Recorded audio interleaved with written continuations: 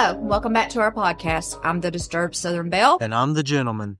We're going to be continuing on our series of outlaws from around the world, and we're headed to the U.S., and we're starting off strong with Jesse James. Oh, wow. Definitely one of the most famous names. Very much so. And, of course, along with, might as well include his brother Frank, because, of course, he was a big part. You can't have one without the other. Right. We're going to be mainly talking about Jesse, but there's going to be a lot of Frank sprinkled in because they were pretty much intertwined. So, he was born September 5th, 1847, Jesse Woodson James, and he became one of the most notorious outlaws in the Old West. He was raised in the area of Missouri known as Little Dixie, and the James family was known to have Southern sympathies during this time.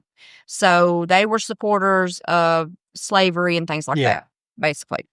Now, this was before the Civil War had started, but anyway, so his early life. So he was born in an area that was largely settled by people from the upper southern states, which included mainly Tennessee and Kentucky, which is what led to the naming of the area being called Little Dixie.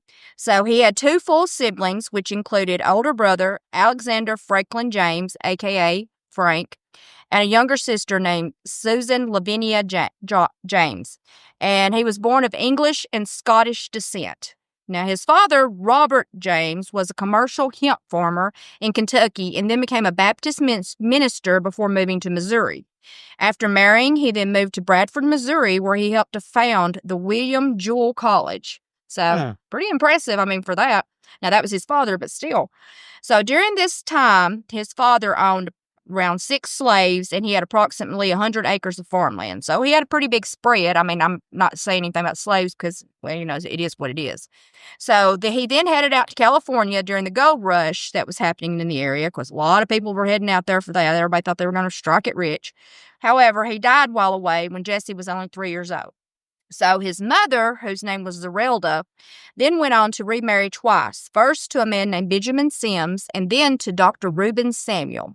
Now Samuel, he then moved into the James family home, and he and Jesse's mother went on to have 4 children of their own together. So the approach of the Civil War was a worry for the household. They lived in Missouri, which was considered to be a border state between the North and the South. So approximately 75% of the area was from southern states or other border states. So a lot of the people were from the South, pretty much. So in Missouri at that time, slaves made up roughly 10% of the population. However, in Clay County, where Jesse lived, they made up approximately 25% of the population. That's a lot. So that's a big difference, right? So they were, a lot of slave owners in this area. So most people in Clay County, of course, had slaves and would purchase more as their needs grew. So this led Jesse and Frank to, of course, start being more sympathetic with the South even more because, the father was from the South, blah, blah, blah. So then there was these guerrilla units during the Civil War that began to form. And there were increasing hostilities and atrocities, that were coming from both the North and the South.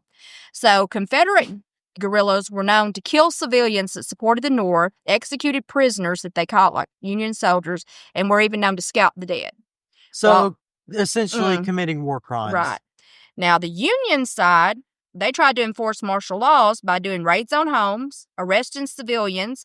They did summary executions, which is basically an execution that takes place without giving the person the benefit of a trial or conviction. So they just, you're guilty, I'm killing you. And then they would banish Confederate sympathizers from the state. So they were both doing some pretty crappy stuff. Let's just put it that way. Oh, absolutely. So the James family sided with the South when the war began, of course, and Frank joined a local company that had been recruiting for the Drew Lobb's army. So after fighting at the Battle of Wilson's Creek, he became ill and was forced to return home. Then in 1863, Frank was identified as a member of a guerrilla squad that was operating in the area. So in May of that same year, a Union militia company raided the James farm looking for Frank. And while they were there, they are said to have tortured his stepfather by briefly hanging him from a tree. And then it was also claimed that they had lashed Jesse, but that was never proven. So I don't know where they did that. They did hang the guy from a tree for a little bit, but they didn't kill him. But bad enough, still. Oh, yeah. Frank was able to evade capture and was believed to have joined a guerrilla group known as the Quantrell's Raiders. And he's believed to have taken part in a massacre of approximately 200 boys and men in Lawrence, Kansas, which was known as a hotbed for Southern opposers. So these were a lot of abolitionists in this area and things like that. So they went in and they just had a massacre. He then joined with a group led by a man named Fletch Taylor. And after arriving back in Clay County, 16-year-old Jesse also joined the group. And after Taylor was severely wounded by a shotgun blast to his right arm, which led to him losing his arm, the boys then joined a group that was led by a man who was known as William Bloody Bill Anderson. Okay, so during this time, Jesse suffered a severe chest wound. He got shot. And they were said to have been involved in the Centrala massacre, in which a train was stopped that was carrying unarmed Union soldiers who were returning home from duty. So this guerrilla group then killed or wounded 22 of these men. They even scalped and dismembered the dead. The group then ambushed and defeated a pursuing regiment that came after them for what they just did. That was led by Major A.V.E. Johnson, and the group killed all the men who tried to surrender the regiment, which led to the deaths of more than 100 men. So this is a little outlaw gang that just took on, this guerrilla group, you know what I'm saying? Yeah. Just took on them and they just wiped them out. So Frank later states that Jesse was a member of the band that had fatally shot Major Johnson. Now, I don't know whether he was or not. He says he was. So they actually killed Johnson. He says Jesse was there and he was involved. Why would he lie? Well, who cares at this point? So as a result of the boys' actions, the family was forced to leave Clay County.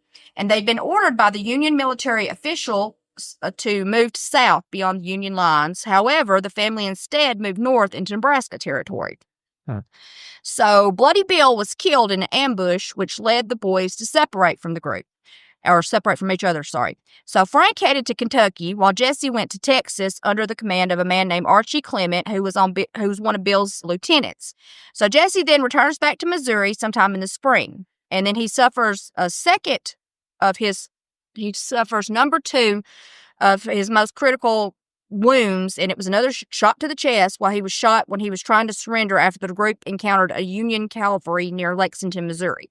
So now he's got 2 gunshot wounds to the chest. I mean, he's young at this point, and he survived both. So there we go. Right. Especially during that time. So after the war ended, tensions were, of course, still high. Everybody, nobody was just like okay with everything that happened. Some people, everybody was still mad at each other. So a Republican-dominated legislature passed a new state constitution that freed the slaves in Missouri. But it also temporarily excluded former Confederates from voting, from serving on juries, from holding office or anything like that, or preaching from pulpits, which, I don't know, that seemed a little odd. That's just a bit excessive. Yeah, I don't really know, but whatever. So, of course, this led to a very volatile atmosphere, which led to widespread hostilities between both individuals and also armed gangs of veterans from both sides, from the North and South. So things were just going crazy. So Jesse goes to his uncle's boarding house in Missouri while there, because he got shot. So he heads over there to get tended or whatever. So while he's there, he's tended by his first cousin, whose name Zerelda Mims, who had been named after his mother. However, she was called Z. And Jesse and Z then began a 9-year-long courtship that eventually culminated in their marriage. So yes, he married his first cousin. Which I guess that wasn't uncommon either, unfortunately. So the James boys then went on to join in several outlaw gangs, and they began to grow in notoriety with each new escapade, as you can accept, it's all over the the newspapers rather. So violence continued to grow in the area, and Archie Clement, who Jesse had went to Texas with, continued his life of crime and harassment of the Republican government. The state militia eventually cornered Clement and shot him dead along with several members of his gang. The survivors of the gang then continued to rob banks over the next few years. However, the number of members of the gang dwindled quickly due to arrests, gunfights, and lynchings. So they're pretty much wiping them out now. Yeah. So they're getting them, they're either arresting them, or they're getting in gunfights, they're shooting them, or they're lynching them. So the James boys later tried to justify robbing banks by saying that most of the banks they targeted were small local banks, and that the robberies only penalized the locals that they claimed to support. So, yeah. So they tried to say that they were, innocent of everything, basically, that they weren't really doing anything wrong. Now, in 1868, the boys were alleged to have joined with Cole Younger, who was later the co-leader of the James Younger gang, which was what their big gang that they were in. So on December 17th, 1869, Jesse finally became well known by his name. He was actually known now as Jesse James. So when this happened, when he and likely Frank robbed the Daviess County Savings Association that was located in Gallatin, Missouri. Now, they netted very little from this robbery, and Jesse was believed to have shot and killed a cashier named John Sheets, who he had mistaken for Samuel P. Cox, the man that had killed Bloody Bill. Well, all right then. So Jesse stated that he was taking revenge for Bill's death, and during the escape, they were able to evade a posse that was sent for them, which led to newspaper coverage of him for the first time. So this is when he blew up, so to speak. So this led to something that's actually sort of comical in a way, considering. Now, this led to the only known civil case that involved the James brothers, when Daniel Smoot filed a suit for $223.50 to be paid by the brothers to replace a horse, saddle, and bridle that they stole as they fled the scene of the crime. There's some balls in it. I'm sorry, but it is, considering what they did. That's what I'm getting at. So the boys denied the charges, claiming they weren't even in the area at the time of the robbery. Frank and Jesse failed to appear in court, which led to Smoot being awarded his asked amount. However, it's highly unlikely, of course, they ever paid it, but still. Oh my goodness. He sued them for stealing his horse and stuff. Which, I mean, I'm not saying he's in the wrong for doing it. I'm just saying it takes some balls to do it, considering how lawless things were back then. It definitely makes you gotta respect the man a little bit. Right. It's just funny. I had to throw that in because it was hilarious to me. So the 1869 robbery led to Jesse becoming the most famous survivor of the Confederate bushwhackers.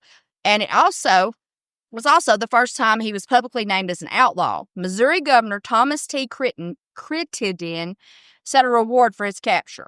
So during this time, there's an alliance that began between Jesse and John Newman Edwards, who was the editor and founder of the Kansas City Times. Edwards was a former Confederate cavalryman who was also campaigning to return power to former secessionists in Missouri. So 6 months after this robbery took place in Gallatin, Edwards publishes the first of many letters that was written by Jesse that he sent to him, to which he professed his innocence. And as time went on, the letters became more political in tone, with Jesse denouncing the Republicans and expressing his pride in his Confederate loyalties. The letters, along with Edwards' admiring editorials on Jesse, led him to become a symbol of Confederate defiance of federal Reconstruction policy.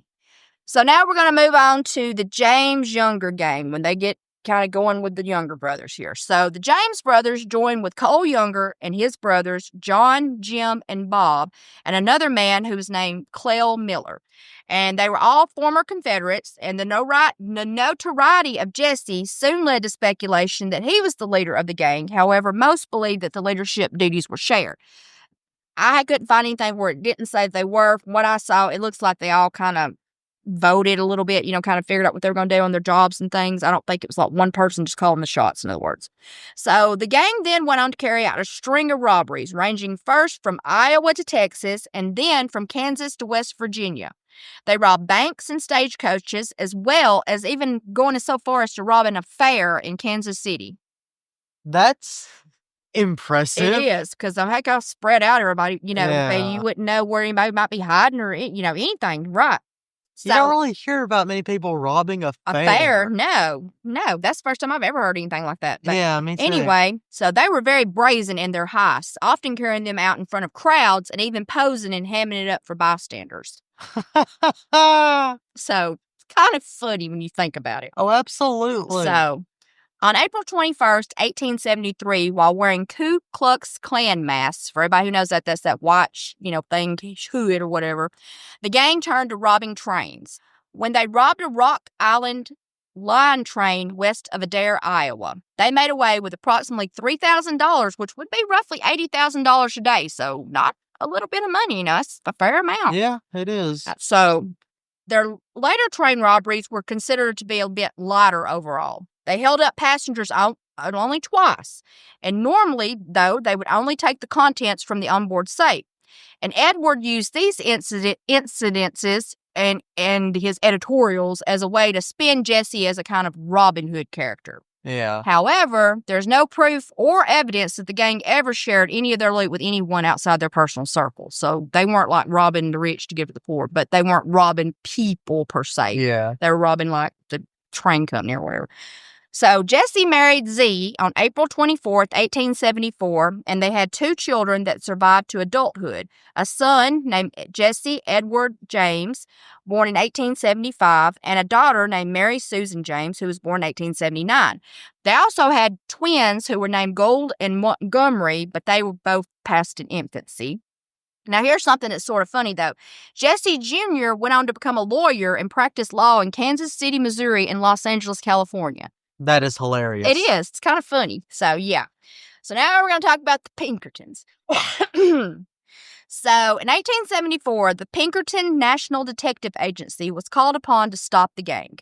The agency was based out of Chicago, and they were well known for working against like urban criminals, and they also provided security like strike breaking, who were like people who would cross picket lines. They, protect them, basically. Yeah. So the gang was able to receive support from Confederate soldiers in Missouri, which helped them to evade capture. An agent, Joseph Witcher, who was dispatched to infiltrate the family's farm, was soon found mysteriously dead. So then there were 2 other agents who were sent out after the Youngers. One of the men, Lewis Lowell, was killed by 2 of the younger brothers in a gunfight that took place on March 17, 1874. Before succumbing to his injuries, though, Lowell was able to fatally shoot John Younger and kill him. So Alan Pinkerton then just took this as a personal vendetta. He was the owner of this. He was the agency's founder and leader. So he took this case on himself. He was going to get James boys. So he then began working with former Unionists who lived near the family's farm to get information on them. And on January 25th, 1875, he staged a raid on the farm. So during this incident, he threw an incendiary device into the house where it exploded, killing the boy's half-brother, Archie, who'd been named after Archie Clement. It also blew off one of the boy's mother, one of her arms. So, yeah, it was kind of bad, and they weren't even there. So Pinkerton denied that this raid was done for the purpose of arson. However, there was a biographer by the name of Ted Yeatman who found a letter that Pinkerton had written in the Library of Congress, in which Pinkerton stated his intention was to burn the house down. Well, that sounds pretty much like arson to me. It does, doesn't it? Right. So the attack on the family's farm actually led to a lot of local outrage. They couldn't believe they went out there and attacked, his family, so to speak. So the Missouri State Legislature was only narrowly able to defeat a bill that praised the brothers and offered them amnesty. So they were really pushing to get them off. So at this time, former Confederates were now again allowed to hold offices in the legislature, which led to the vote to limit the size of rewards that could be offered by the governor for fugitives. So he could only offer like a set amount, like $500, and he couldn't go over that for whatever. To be fair, that's smart, and that should have actually been implemented earlier. Right. So just because it's a good idea. Right. So now we're going to start talking about the downfall of the gang, we'll say the younger James gang. There's later on, Jesse has his own gang. But anyway, so on September 7th, 1876 was the opening day of hunting season in Minnesota. And it was also the day the gang attempted to rob the First National Bank in Northfield, Minnesota. The robbery, however, went sideways fast. And after the dust settled, only Frank and Jesse were left alive or free. So they attempted the robbery at approximately 2 p.m., so broad daylight, and they divided the gang into groups. 3 men were to go into the bank to get the money. 2 were to guard the door outside, and then there were supposed to be 3 that would remain near a bridge that was like across this adjacent square to kind of keep watch out anybody coming into town and stuff. So upon the 3 men entering the bank, they were quickly thwarted when cashier John Haywood refused to open the safe, claiming falsely that it was secured by a time lock. Even as the men held a knife to his throat and then cracked his skull with the butt of one of their pistols, he wouldn't open it. So, assistant cashier Alonzo Bunker, he took off out the back door, and he was wounded and got shot in the shoulder during his escape. Now, he survived, but the citizens of the town started to get suspicious because there were like 2 guys standing out front of the bank, kind of like guarding the door. So they're like, what's going on, right? So they raised the alarm.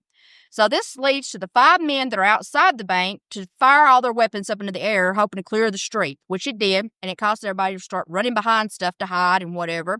But they took cover and began firing back at the gang. So 2 gang members were shot and killed, and the rest were wounded during the barrage of bullet fire. The men that were still inside the bank then attempted to flee. During their exit, one of the men turned and shot the unarmed Haywood in the head, though it was never accurately determined who the shooter was. But one of them did shoot him for whatever reason before leaving. So the gang just barely made it out of Northfield, leaving behind 2 dead members, and a huge manhunt was soon underway. The James boys eventually left the group and headed back to Missouri. The militia were soon able to find the Youngers, who were with another outlaw who was named Charlie Pitts. Pitts was killed in the gunfight that ensued, and the Youngers were taken prisoner, and this left only Frank and Jesse and finally brought an end to the younger James gang. So, now Jesse and Frank, they're in hiding at this point.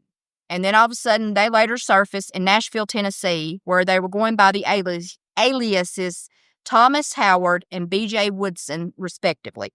So Frank had seemed to have been settled down during this time. He was ready to quit. He didn't really want to do the robbing crap anymore. He wanted to settle down and just have a life. However, Jesse was restless. He wasn't ready to give it up. So this led him to recruit a new gang in 1879 and return to his criminal lifestyle. And on October 8th, 1879, the newly formed gang robbed a train at Glendale, Missouri, which is now part of Independence. The robbery was only the first in a long spree of crime, which included holding up federal paymaster. Now, this is kind of cute because how close this is to us. They held up a federal paymaster at a canal project in Killen, Alabama, which is only about an hour away from us. Which is kind of funny when you think about it, because I never even knew they came to Alabama. So neither did I, actually, now that I think about it. And, of course, they did a bunch of other bank robberies, and then the new gang members quickly began to turn against each other because they weren't like Confederate guys like the guerrilla guys that he'd had in his gang before. These were a lot more like outlaw guys, and they were kind of all in it just for their self. So it's believed that he scared one of the men away from the gang, and he may have killed another during this time. In 1879, the James gang robbed 2 stores, which led to them getting away with approximately $2,000. Then they hid out in some abandoned cabins near St. Joseph, Louisiana. And a group of law enforcement attacked the group and managed to kill 2 of the gang members, but failed to capture the rest of the gang. So by 1881, Jesse moved his family to St. Joseph, Missouri, not far from where he had been born. Frank, however, decided to move to a safer area, and he settled in Virginia. And they intended to give up their criminal behavior at this point. So now we're going to talk about the death. So after his gang had pretty much all been annihilated, Jesse only trusted 2 members that were left, and that was Charlie and Robert Ford. And he's making a big mistake by trusting these men. Let's just put that out there.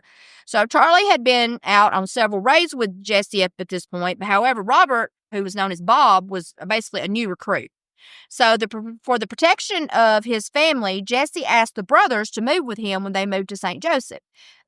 During this time, Bob Ford, though, was doing some secret negotiations with the Missouri governor, Thomas Crittenden, making plans to basically bring in the notorious outlaw. So he's already planning to betray us. So the governor, barred by law, at the amount that he could put, as I said earlier, offered for, his capture. He turns to the Railroad Express corporations and asks them to put up a bounty of $5,000 for the delivery of either Frank or Jesse, and an additional $5,000 for the conviction of either. Jeez, they're getting desperate. Right, and he got around that little law by asking them to do it, so he wasn't the one that was technically doing it. Right. So April 3rd, 1862, after finishing breakfast, the Fords and James went into the living room before then planning to travel to Platte City for a robbery. Robert Ford later claimed that he believed that Jesse realized the brothers were there to betray him, but instead of confronting the men, he says that Jesse walks over to the sofa and places his guns on it. He then turns around towards the mantel and noticed a dusty picture that was hanging above it. He then climbed onto a chair to clean the photo, in which Bob Ford drew his gun and shot him in the back of the head. So the 2 previous chest wounds and his partially missing middle finger were used to positively identify the body. The Fords did not attempt to hide their role in the killing. Robert then even went so far he wired the governor to claim the reward. The Ford brothers, however, were disappointed when they were arrested and charged with first-degree murder. But in a single day, the brothers were indicted, pleaded guilty, and were sentenced to death by hanging. However, they were later given a full pardon by the governor. They received a small portion of the reward that they were promised, and then they fled Missouri. The brothers then began to star in a touring stage in which they reenacted the shooting. Suffering from tuberculosis as well as a morphine addiction, Charlie decided to end his time on Earth on May 6, 1884. Now, Robert operated a tent saloon in Creede, Colorado, and on June 8th, a man by the name of Edward O'Kelly, armed with a double-barreled shotgun, entered the saloon and was claimed to have said, "Hello, Bob," before then shooting him in the throat, killing him instantly. And I guess so, with a freaking double-barreled shotgun. My gosh, he practically decapitated him. I wouldn't be surprised if he did. Yeah. So Jesse was originally buried on his family farm, but his body was later moved to Kearney. His original footstone is still there, and on his headstone, his mother wrote an epitaph for him that reads, "In loving memory of my beloved son, murdered by a traitor and a coward whose name is not worthy to appear here." And so ends the tale of Jesse James. But definitely a very, very interesting character, and his brother too. I mean, oh, absolutely. I mean, they're no, notorious They're for no a slouches reason. when it comes to their job. No, definitely not. Now, we hope you enjoyed that segment and the Jesse James saga. Don't forget to like, follow, and subscribe. And don't forget to stay disturbed.